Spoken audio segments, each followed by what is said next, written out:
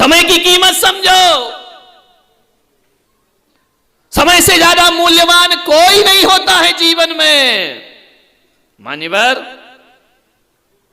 एक बच्चा यदि स्कूल में फेल हो जाए ना, तब उसे लगता है कि एक साल मेरा बर्बाद चला गया। एक बच्चा यदि फेल हो जाए तब एक वर्ष की कीमत समझ में आती है।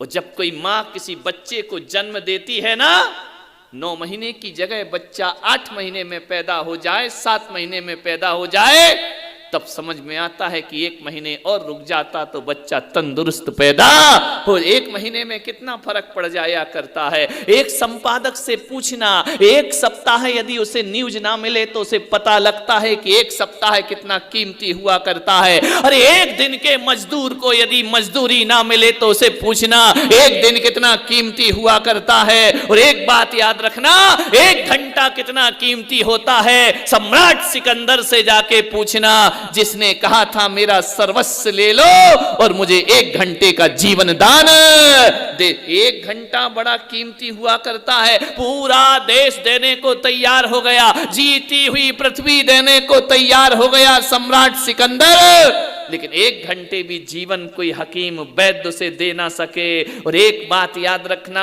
आप गाड़ी चला रहे हैं, सफर कर रहे हैं, 1 सेकंड को यदि नजर चूक जाए तो एक्सीडेंट हो जाया करता है। ध्यान रखना, 1 सेकंड की कीमत है।